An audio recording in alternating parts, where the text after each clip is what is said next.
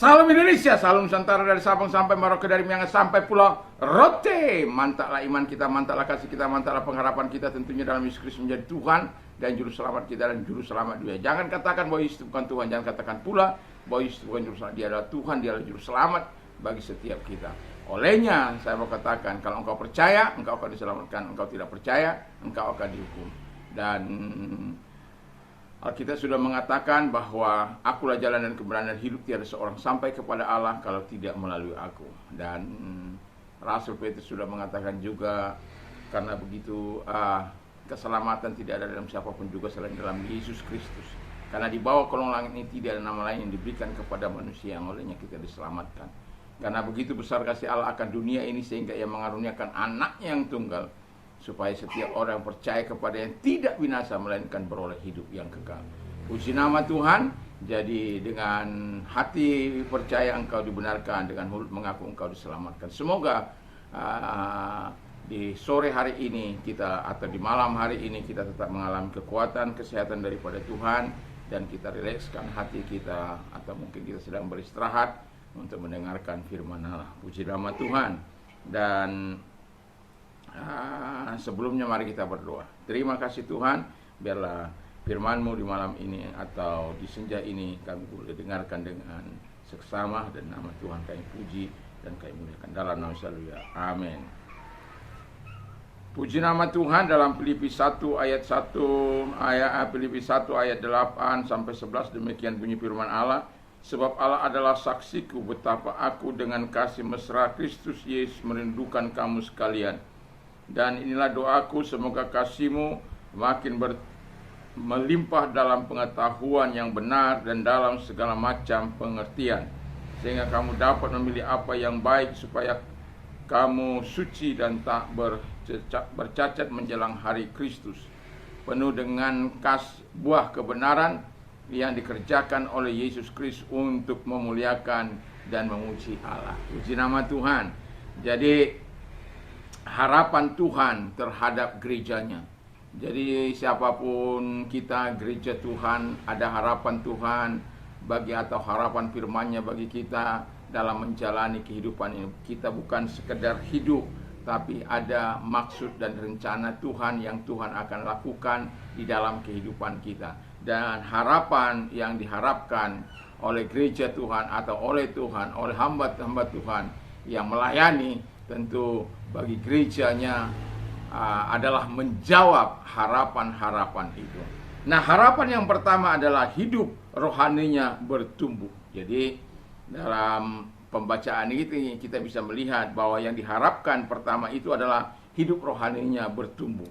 Jangan sudah 10 tahun, 20 tahun, 30 tahun masih hidup dalam kanak-kanak rohani, masih mudah tersinggung, masih mudah marah, masih mudah untuk melakukan hal-hal yang tidak berkenan di hadapan Allah.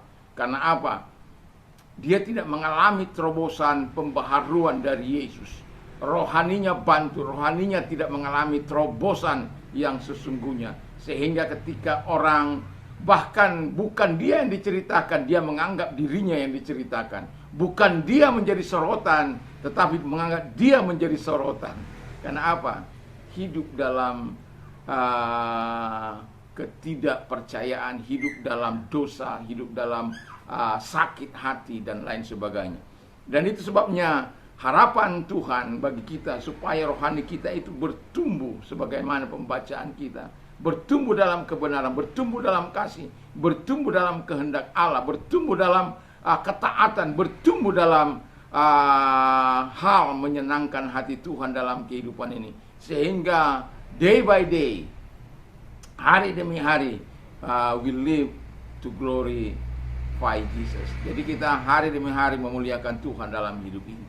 Jangan kita merusak kehidupan kita dengan melakukan apa yang tidak berkenan di hadapan Allah. Yang kedua, harapan yang kedua, hidup imannya makin maju dan kuat dalam Yesus Kristus. Jadi harapan Paulus, harapan Tuhan, harapan hamba-hamba Tuhan bagi kita, dan harapan Tuhan bagi saya juga sebagai gerejanya, untuk terus bertumbuh dalam iman kepada Dia. Nah, kalau iman kita bertumbuh kepada Dia, itu sesuatu yang sehat. Tapi kalau iman kita tidak bertumbuh, tidak mempercayai kuasa Allah, tidak mempercayai firman Allah, tidak mempercayai kuasa darah Yesus, itu kita bukan orang yang percaya yang sesungguhnya. Kita percaya bahwa Allah itu adalah Allah yang maha kuasa, yang dapat melakukan mujizat, yang dapat menolong kita, yang dapat membebaskan kita dari segala dosa dan keterbelengguan, dan mengampuni segala dosa, dan kehidupan kita akan mengalami terobosan-terobosan di dalam hal-hal yang baik dan benar di hadapan Tuhan. Jadi kita harus yakin dan kita harus percaya dan kita harus imani. Kalau iman kita tidak bertumbuh, akan menjadi sulit kita menerima hal-hal yang besar, hal-hal yang luar biasa yang akan Tuhan lakukan melalui dan di dalam kehidupan kita. Saya di awal tahun mengatakan bahwa supaya karunia-karunia Allah itu bisa bekerja dalam gereja Tuhan, baik itu karunia kesembuhan, karunia mujizat, karunia iman, karunia pengetahuan, pernubuan, karunia beda-bedakan roh, karunia menerjemahkan, karunia berbahasa roh, dan karunia bernubuat. Itu sesuatu yang sangat saya dambakan dalam hidup ini, sehingga gereja Tuhan sungguh-sungguh mengalami terobosan di dalam iman mereka kepada Tuhan. Dan ini penting karena apa? Saya melihat hari-hari ini orang-orang tidak lagi mengandalkan Tuhan. Sakit bukan lagi Tuhan yang pertama diminta pertolongan. Sakit bukan lagi datang bersujud di hadapan Tuhan. Bukan berarti saya menolak yang lain, bukan. Tetapi bagaimana iman kita? Apakah iman kita bertumbuh? Bahwa apakah kita sudah menyerahkan sepenuhnya kepada tabib-tabib dunia ini? Apa tabib? Tabib dia segala tabib itu. Dan saya masih bersyukur dengan iman yang Tuhan anugerahkan. Saya masih bisa meyakini bahwa Allah adalah pembuat mujizat, bahwa Allah adalah penolong. Firman-Nya akan terus digenapi bagi orang percaya. Oleh bilur-bilurnya engkau sembuh, maka engkau sembuh. Dan ketika orang kerasukan, dan kalau iman kita adalah iman yang bertumbuh, maka kita bisa mengusir setan-setan itu. Dan saya sudah pernah saksikan bagaimana seseorang yang dari kepalanya yang sehat ini, yang bisa keluar ulat-ulat yang begitu luar biasa. Dan ketika itu datang kepada dia, dia mengalami kesakitan yang sangat luar biasa, lalu saya berdoa bagi dia dan ulat-ulat itu keluar, dan baru dia merasakan kelegaan. Dan dia sudah sembuh sekarang, total sembuh oleh karena Tuhan. Dan itu sebabnya saya mau katakan, iman kita harus bertumbuh. Dan itu harapan Tuhan. Ya, harapan Tuhan yang ketiga ialah hidup selalu, hidup setia, ya, hidup setia sampai mati kepada Tuhan Yesus Kristus. Kita tidak tahu apa yang akan terjadi ke depan, tetapi satu hal di dalam hati kita, dalam hidup kita harus ada selalu kata untuk berkata, saya mau tetap setia kepada Tuhan. Kita tidak tahu apa yang terjadi ke depan, tetapi satu hal, sebagaimana Paulus bahkan menyerahkan hidupnya, dia setia sampai mati apapun yang terjadi dalam kehidupannya. Menurut tradisi dia dipenggal kepalanya, dan itu menunjukkan kesetiaannya. Makanya dia dalam 2 Timotius 3 ayat yang 2 Timotius 4 ayat yang ke-7 dia katakan, I have fought with good fight. Aku telah berjuang dengan perjuangan yang baik. I have finished the race. Aku telah menyelesaikan perlombaan. I have kept the faith. Aku telah memelihara iman. Iman yang membuat dia setia kepada Tuhan dalam situasi apapun yang dibayarkan kepada Tuhan. Dia rela. Karena apa? Dia sangat mencintai Tuhan, dia sangat mengasihi Tuhan. Dan ketika kita mengasihi, mencintai Tuhan, dan kita ingin menggenapi rencana Tuhan dalam hidup kita, kita harus setia sampai mati.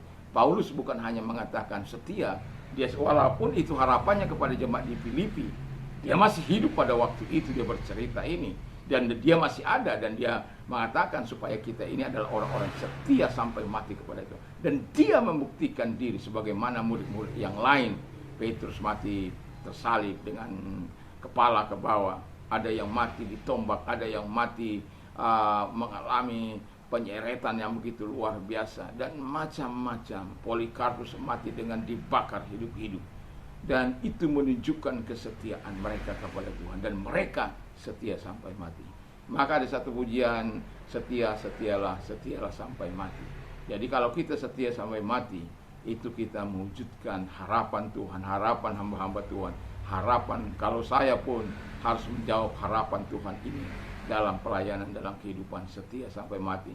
Mungkin saya tidak diizinkan mati seperti yang lain, atau mati seperti Rasul Petrus, dan atau ya itu terserahlah kepada Tuhan. Yang penting kita jalani hidup ini dengan cara yang baik dan benar. Supaya apa? Kita melakukan yang terbaik dalam hidup ini. Kita, rohani kita bertumbuh, iman kita maju, dan kita setia sampai mati. Sama seperti Yesus. Bahkan Yesus itu sampai mati di kayu salib, karena setianya menggenapi janjinya. Bisa saja walaupun dalam satu pergumulan dia berkata, kalau boleh cawan ini lalu, biarlah lalu. Tapi bukan kehendakku, tapi kehendak Tuhan. Karena apa? Begitu beratnya beban itu. Begitu beratnya beban yang sedang disandangnya. Tetapi dia berkata, bukan kehendakku yang jadi, biarlah kehendak Bapa. Dalam hidup ini bukan kehendak kita yang jadi, tapi kehendak Bapa. Bapa menghendaki kita supaya kita setia sampai mati. Tuhan Yesus memberkati kita. Mari kita tunduk kepala dan kita berdoa. Terima kasih Bapa di surga, kiranya Tuhan menolong kami untuk melakukan yang terbaik dalam hidup ini. Di dalam nama Yesus. Dan kami juga berdoa kepada mereka-mereka yang sakit. Kami mau perintahkan segala sakit yang mereka miliki. Aku perintahkan dalam nama Yesus, segala sakit, penyakit, sebagaimana perintahmu. Doakan orang sakit, sembuhkan. Dalam nama Yesus kami perintahkan segala sakit penyakit keluar. Dan oleh bilur daripada Tuhan Yesus mereka sembuh, oleh kuasa-Mu mereka sembuh. Dan yang mengalami pergumulan dalam hidup ini, Engkau datang kepada mereka, menyelesaikan masalah mereka, dan legakan hati mereka, supaya mereka tidak meninggalkan Engkau. Di dalam nama Yesus, biar kebaikan-Mu datang kepada mereka, pertolongan-Mu datang kepada mereka. Di dalam nama Yesus kami bersyukur dan kami berdoa. Haleluya, amin. Selamat malam, kiranya Tuhan memberkati kita. Mantap, mantap, mantap.